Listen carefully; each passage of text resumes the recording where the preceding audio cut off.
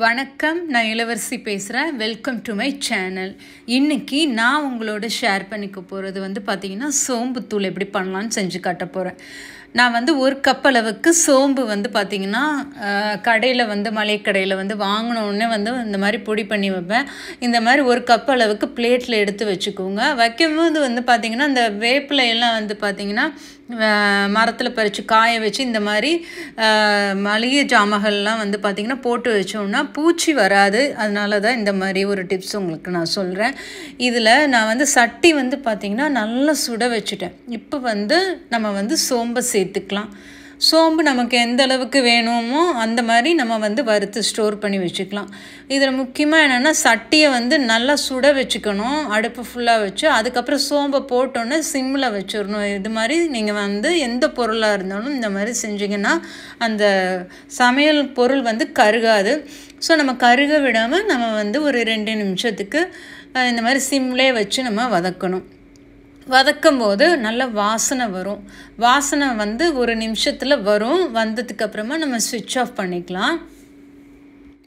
இப்போ பார்த்திங்கன்னா சோம்பு நல்லா வாசனையாக வந்துருச்சு. ஸோ இந்த அளவுக்கு நம்ம வதக்குனா போதும். இது நம்ம ஒரு மிக்ஸி ஜாரில் மாற்றிக்கலாம். இந்த பொருளை ஒரு 5 நிமிஷம் கொஞ்சம் ஆற வைக்கணும். ஆற வச்சுட்டு தான் நம்ம மிக்ஸி ஜாரில் அரைக்கணும். சூடாக இருக்கும் போதே அரைச்சோம் அப்படின்னா அது இந்த சூடில் பார்த்திங்கன்னா தண்ணி இதாயிரும். அப்புறம் பவுட்ரு பார்த்திங்கன்னா நமக்கு சீக்கிரமாக பூச்சி வந்துடும். அதனால் ஆற வச்சு தான் மிக்ஸி ஜாரில் போட்டு நம்ம அரைக்கணும். இப்போ பாருங்கள் எவ்வளோ சூப்பராக நம்ம அரைச்சாச்சு. இந்த வாசனை பார்த்திங்கன்னா சோம்புத்தூள் பயங்கரமாக அட்டகாசமாக இருக்குது.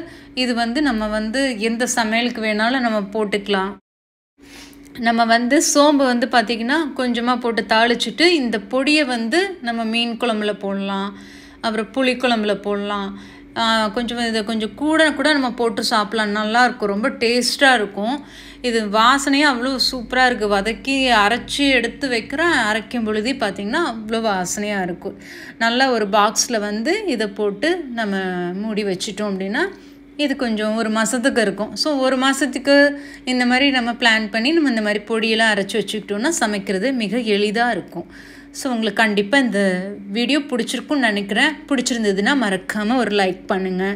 சேனலில் மறக்காமல் சப்ஸ்கிரைப் பண்ணுங்கள். பெல் ஐக்கானையும் ப்ரெஸ் பண்ணி ஆளுன்னு எனேபிள் பண்ணிக்கோங்க. நான் இன்னொரு நாள் இன்னொரு சூப்பரான ஒரு ரெசிபியோடு உங்களை சந்திக்கிறேன். தேங்க்ஸ் ஃபார் வாட்சிங். நன்றி, வணக்கம்.